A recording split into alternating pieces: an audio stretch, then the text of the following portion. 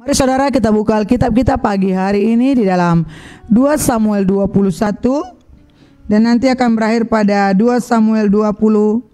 Kita mulai dari 2 Samuel 21 ayat 1 sampai 14. Orang-orang Gibeon dan keluarga Saul. Dalam zaman Daud terjadilah kelaparan selama 3 tahun berturut-turut. Lalu Daud pergi menanyakan petunjuk Tuhan. Berfirmanlah Tuhan, pada Saul dan keluarganya melekat hutang darah karena ia telah membunuh orang-orang Gibeon. Lalu raja memanggil orang-orang Gibeon dan berkata kepada mereka, orang-orang Gibeon itu tidak termasuk orang Israel, tetapi termasuk sisa-sisa orang Amori, dan walaupun orang Israel telah bersumpah kepada mereka, Saul berikhtiar membasmi mereka dalam kegiatannya untuk kepentingan orang Israel dan Yehuda. Daud berkata kepada orang-orang Gibeon itu, apakah yang dapat kuperbuat bagimu dan apakah kuadakan penebusan supaya kamu memberkati milik pusaka Tuhan? Lalu berkatalah orang-orang Gibeon itu kepadanya, bukanlah perkara emas dan perak urusan kami dengan Saul serta keluarganya, juga bukanlah urusan kami untuk membunuh seseorang di antara orang Israel. Tetapi kata Daud, apakah yang kamu kehendaki akan kuperbuat bagimu? Sesudah itu berkatalah mereka kepada raja, dari orang yang hendak membinasakan kami dan yang bermaksud memunahkan kami sehingga kami tidak mendapat tempat dimanapun di daerah Israel, biarlah diserahkan 7 orang anaknya laki-laki kepada kami supaya kami menggantung mereka di hadapan Tuhan di Gibeon di bukit Tuhan. Lalu berkatalah raja, aku akan menyerahkan mereka. Tetapi raja merasa sayang kepada Mephiboset bin Yonatan bin Saul, karena sumpah demi Tuhan ada di antara mereka, di antara Daud dan Yonatan bin Saul. Lalu raja mengambil kedua anak laki-laki Rispa binti Aya yang dilahirkannya bagi Saul, yakni Armoni dan Mephiboset, dan kelima anak laki-laki Merab binti Saul yang dilahirkannya bagi Adriel bin Barzilai orang Mehola itu. Kemudian diserahkannya lah mereka ke dalam tangan orang-orang Gibeon itu. Orang-orang ini menggantung mereka di atas bukit di hadapan Tuhan. 7 orang itu tewas bersama-sama. Mereka telah dihukum mati pada awal musim menuai, pada permulaan musim menuai jelai. Lalu Rispa binti Aya mengambil kain karung dan membentangkannya bagi dirinya di atas gunung batu, dari permulaan musim menuai sampai tercurah air dari langit ke atas mayat mereka. Ia tidak membiarkan burung-burung di udara mendatangi mayat mereka pada siang hari, ataupun binatang-binatang di hutan pada malam hari. Ketika diberitahukan kepada Daud apa yang diperbuat Rispa binti Aya gundi Saul itu, maka pergilah Daud mengambil tulang-tulang Saul dan tulang-tulang Yonatan anaknya dari warga-warga kota Yabes Gilead yang telah mencuri tulang-tulang itu dari tanah lapang di Betsan, tempat orang Filistin menggantung mereka ketika orang Filistin memukul Saul kalah di Gilboa. Ia membawa dari sana tulang-tulang Saul dan tulang-tulang Yonatan anaknya. Dikumpulkanlah juga tulang-tulang orang-orang yang digantung tadi, lalu dikuburkan bersama-sama tulang-tulang Saul dan Yonatan anaknya di tanah Benyamin di Zela, di dalam kubur Kis ayahnya. Orang melakukan segala sesuatu yang diperintahkan raja, maka sesudah itu Allah mengabulkan doa untuk negeri itu. 2 Samuel 21 ayat 15 sampai 22. Peperangan melawan orang Filistin. Ketika terjadi lagi peperangan antara orang Filistin dan orang Israel, maka berangkatlah Daud bersama-sama dengan orang-orangnya, lalu berperang melawan orang Filistin sampai Daud menjadi letih lesu. Yisbi Benob yang termasuk keturunan raksasa, berat tombaknya 300 sikal tembaga, dan ia menyandang pedang yang baru menyangka dapat menewaskan Daud. Tetapi Abisai anak Jerunya datang menolong Daud, lalu merobohkan dan membunuh orang Filistin itu. Pada waktu itu orang-orang Daud memohon dengan sangat kepadanya, kata mereka, janganlah lagi engkau maju berperang bersama-sama dengan kami, supaya keturunan Israel jangan punah bersama-sama engkau. Sesudah itu terjadi lagi pertempuran melawan orang Filistin di Gob. Pada waktu itu Sibkai orang Husa memukul kalah Sab yang termasuk keturunan raksasa. Dan terjadi lagi pertempuran melawan orang Filistin di Gob. Elhanan bin Yaare Oregim orang Betlehem itu menewaskan Goliat orang Gad itu yang gagang tombaknya seperti pesa tukang tenun. Lalu terjadi lagi pertempuran di Gad. Dan di sana ada seorang yang tinggi perawakannya, yang tangannya dan kakinya masing-masing berjari 6, 24 seluruhnya, juga orang yang termasuk keturunan raksasa. Ia mengolok-olok orang Israel, maka Yonatan anak Simea kakak Daud menewaskannya. Keempat orang ini termasuk keturunan raksasa di Gad. Mereka tewas oleh tangan Daud dan oleh tangan orang-orangnya. 2 Samuel 22 ayat 1 sampai 51. Nyanyian syukur Daud. Daud mengatakan perkataan nyanyian ini kepada Tuhan pada waktu Tuhan telah melepaskan dia dari cengkeraman semua musuhnya dan dari cengkeraman Saul. Ia berkata, "Ya Tuhan, bukit batuku, kubu pertahananku dan penyelamatku, Allahku, gunung batuku, tempat aku berlindung, perisaiku, tanduk keselamatanku, kota bentengku, tempat pelarianku, juru selamatku. Engkau menyelamatkan aku dari kekerasan. Terpujilah Tuhan, seruku, maka aku pun selamat daripada musuhku. Sesungguhnya gelora-gelora maut telah mengelilingi aku, banjir-banjir jahanam telah menimpa aku, tali-tali dunia orang mati telah membelit aku, perangkap-perangkap maut terpasang di depanku. Ketika aku dalam kesesakan, aku berseru kepada Tuhan, kepada Allahku aku berseru, dan Ia mendengar suaraku dari baitnya. Teriakku minta tolong masuk ke telinganya. Lalu bergoyang dan bergoncanglah bumi, dasar-dasar langit gemetar dan bergoyang oleh karena bernyala-nyala murkanya. Asap membumbung dari hidungnya, api menjilat keluar dari mulutnya, bara menyala keluar daripadanya. Ia menekukkan langit lalu turun, kekelaman ada di bawah kakinya. Ia mengendarai kerub lalu terbang dan tampak di atas sayap angin, dan ia membuat kegelapan di sekelilingnya menjadi pondoknya, air hujan yang gelap, awan yang tebal. Karena sinar kilat di hadapannya, bara api menjadi menyala. Tuhan mengguntur dari langit yang maha tinggi memperdengarkan suaranya. Dilepaskannya lah panah-panah sehingga diserakkannya mereka, yakni kilat-kilat sehingga dikacaukannya mereka. Lalu kelihatanlah dasar-dasar laut, alas-alas dunia tersingkap karena kehardikan Tuhan, karena hembusan nafas dari hidungnya. Ia menjangkau dari tempat tinggi, mengambil aku, menarik aku dari banjir. Ia melepaskan aku dari musuhku yang gagah, daripada orang-orang yang membenci aku, karena mereka terlalu kuat bagiku. Mereka menghadang aku pada hari silaku, pada hari sialku. Tetapi Tuhan adalah sandaran bagiku. Ia membawa aku keluar ke tempat lapang. Ia menyelamatkan aku karena Ia berkenan kepadaku. Tuhan memperlakukan aku sesuai dengan kebenaranku. Ia membalas kepadaku sesuai dengan kesucian tanganku. Sebab aku tetap mengikuti jalan Tuhan dan tidak menjauhkan diri dari Allahku sebagai orang fasik. Sebab segala hukumnya aku perhatikan, dari ketetapannya aku tidak menyimpang. Aku berlaku tidak bercela kepadanya dan menjaga diri terhadap kesalahan. Karena itu Tuhan membalas kepadaku sesuai dengan kebenaranku, sesuai dengan kesucianku di depan matanya. Terhadap orang yang setia engkau berlaku setia, terhadap orang yang tidak bercela engkau berlaku tidak bercela, terhadap orang yang suci engkau berlaku suci, tetapi terhadap orang yang bengkok engkau berlaku belat-belit. Bangsa yang tertindas engkau selamatkan, tetapi matamu melawan orang-orang yang tinggi hati supaya mereka kau rendahkan. Karena engkaulah pelitaku ya Tuhan, dan Tuhan menyinari kegelapanku. Karena dengan engkau aku berani menghadapi gerombolan, dengan Allahku aku berani melompati tembok. Adapun Allah jalannya sempurna, sabda Tuhan itu murni. Dia menjadi perisai bagi semua orang yang berlindung padanya. Sebab siapakah Allah selain dari Tuhan? Dan siapakah gunung batu selain dari Allah kita?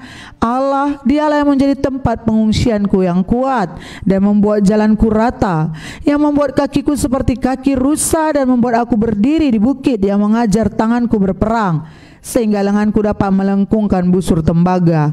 Juga kau berikan kepadaku perisai keselamatanmu, dan kebaikanmu telah membuat aku besar. Kau berikan tempat lapang untuk langkahku, dan mata kakiku tidak goyah. Aku mengejar musuhku sampai mereka kepunahkan, dan tidak berbalik sebelum mereka kuhabiskan. Aku menghabiskan dan meremukkan mereka sehingga mereka tidak bangkit lagi, dan mereka rebah di bawah kakiku.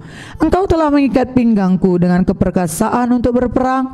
Engkau tundukkan ke bawah kuasaku orang yang bangkit melawan aku. Kau buat musuhku lari daripadaku, orang-orang yang membenci aku, mereka kubinasakan. Mereka berteriak minta tolong, tetapi tidak ada yang menyelamatkan. Mereka berteriak kepada Tuhan, tetapi Ia tidak menjawab mereka. Aku menggiling mereka halus-halus seperti debu tanah.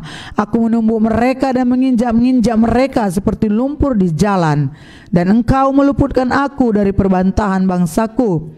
Engkau memelihara aku sebagai kepala atas bangsa-bangsa, bangsa-bangsa yang tidak kukenal menjadi hambaku. Orang-orang asing tunduk menjilat kepadaku. Baru saja telinga mereka mendengar, mereka taat kepadaku. Orang-orang asing pucat layu dan keluar dari kota kubunya dengan gemetar. Tuhan hidup, terpujilah gunung batuku, dan ditinggikanlah kiranya Allah gunung batu keselamatanku. Allah yang telah mengadakan pembalasan bagiku, yang telah membawa bangsa-bangsa ke bawah kuasaku, dan yang telah membebaskan aku daripada musuhku. Dan Engkau telah meninggikan aku mengatasi mereka yang bangkit melawan aku. Engkau telah melepaskan aku dari para penindas. Sebab itu aku mau menyanyikan syukur bagimu, ya Tuhan, di antara bangsa-bangsa. Dan aku mau menyanyikan mazmur bagi namamu. Ia mengaruniakan keselamatan yang besar kepada raja yang diangkatnya, dan menunjukkan kasih setia kepada orang yang diurapinya, kepada Daud dan anak cucunya untuk selama-lamanya. 2 Samuel 23 ayat 1-7, perkataan Daud yang terakhir. Inilah perkataan Daud yang terakhir. Tutur kata Daud bin Isai, dan tutur kata orang yang diangkat tinggi, orang yang diurapi Allah Yakub, pemazmur yang disenangi di Israel. Roh Tuhan berbicara dengan perantaraanku, firman-Nya ada di lidahku.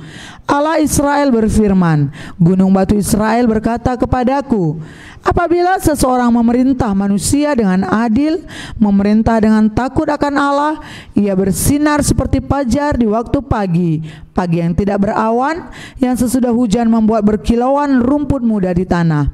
Bukankah seperti itu keluargaku di hadapan Allah? Sebab Ia menegakkan bagiku suatu perjanjian kekal, teratur dalam segala-galanya dan terjamin. Sebab segala keselamatanku dan segala kesukaanku bukankah Dia yang menumbuhkannya? Tetapi orang-orang yang dursila, mereka semuanya seperti duri yang dihamburkan. Sesungguhnya mereka tidak terpegang oleh tangan. Tidak ada orang yang dapat mengusir mereka, kecuali dengan sebatang besi atau gagang tombak, dan dengan api mereka dibakar habis. 2 Samuel 23 ayat 8-39, pahlawan-pahlawan Daud. Inilah nama para pahlawan yang mengiringi Daud. Isibaal orang Akmoni, kepala Triwira. Ia mengayunkan tombaknya melawan 800 orang yang tertikam mati dalam satu pertempuran. Dan sesudah dia, Eleazar anak Dodo, anak seorang Ahohi, ia termasuk ketiga pahlawan itu. Ia ada bersama-sama Daud ketika mereka mengolok-olok orang Filistin yang telah berkumpul di sana untuk berperang. Padahal orang-orang Israel telah mengundurkan diri. Tetapi ia bangkit dan membunuh demikian banyak orang Filistin sampai tangannya lesu dan tinggal melekat pada pedangnya. Tuhan memberikan pada hari itu kemenangan yang besar. Rakyat datang kembali mengikuti dia hanya untuk merampas. Sesudah dia, Sama anak Age orang Harari. Ketika orang Filistin berkumpul di Lehi, di sana ada sebidang tanah ladang penuh kacang merah, dan tentara Allah dan tentara telah melarikan diri dari hadapan orang Filistin. Maka berdirilah ia di tengah-tengah ladang itu. Ia dapat mempertahankannya dan memukul kalah orang Filistin. Demikianlah diberikan Tuhan kemenangannya besar. Sekali datanglah 3 orang dari ke-30 kepala mendapatkan Daud menjelang musim menuai dekat gua Adulam, sedang sepasukan orang Filistin berkemah di lembah Refaim. Pada waktu itu Daud ada di dalam kubu gunung, dan pasukan pendudukan orang Filistin pada waktu itu ada di Betlehem. Lalu timbullah keinginan pada Daud, dan ia berkata, sekiranya ada orang yang memberi aku minum air dari perigi Betlehem yang ada dekat pintu gerbang, lalu ketiga pahlawan itu menerobos perkemahan orang Filistin, mereka menimba air dari perigi Betlehem yang ada di dekat pintu gerbang, mengangkatnya dan membawanya kepada Daud. Tetapi Daud tidak mau meminumnya, melainkan mempersembahkannya sebagai korban curahan kepada Tuhan. Katanya, "Jauhlah daripadaku ya Tuhan untuk berbuat demikian. Bukankah ini darah orang-orang yang telah pergi dengan mempertaruhkan nyawanya, dan tidak mau ia meminumnya?" Itulah yang dilakukan ketiga pahlawan itu. Abisai adik Yoab, anak Jerunya, dialah kepala ke-30 orang itu, dan dialah yang mengayunkan tombaknya melawan 300 orang yang mati ditikamnya. Ia mendapat nama di antara ke-30 orang itu. Bukankah ia yang paling dihormati antara ke-30 orang itu? Memang ia menjadi pemimpin mereka, tetapi ia tidak dapat menyamai triwira itu. Selanjutnya, Benaya bin Yoyada, anak seorang yang gagah perkasa, yang besar jasanya, yang berasal dari Kabzeel. Ia menewaskan kedua pahlawan besar dari Moab. Juga pernah ia turun ke dalam lubang dan membunuh seekor singa pada suatu hari bersalju. Pula ia membunuh seorang Mesir, seorang yang tinggi perawakannya. Di tangan orang Mesir itu ada tombak, tetapi ia mendatanginya dengan tongkat, merampas tombak itu dari tangan orang Mesir itu, lalu membunuh orang itu dengan tombaknya sendiri. Itulah yang diperbuat Benaya bin Yoyada. Ia mendapat nama di antara ke-30 pahlawan itu. Di antara ke-30 orang itu ia paling dihormati, tetapi ia tidak dapat menyamai triwira. Dan Daud mengangkat dia mengepalai pengawalnya.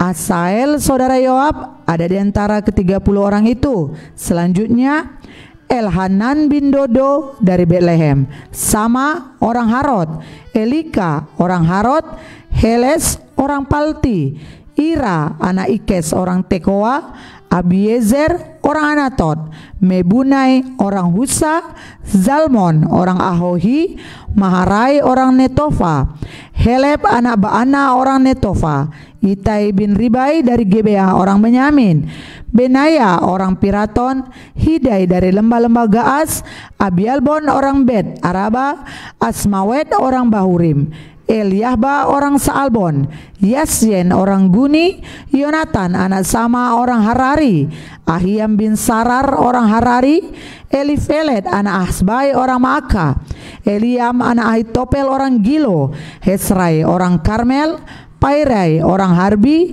Yigal bin Natan dari Zoba, Bani orang Gad, Zelek orang Amon, Naharai orang Beerot, pembawa senjata Yoab anak Jerunya, Ira orang Yetri, Gareb orang Yetri, Uria orang Het, semuanya 37 orang.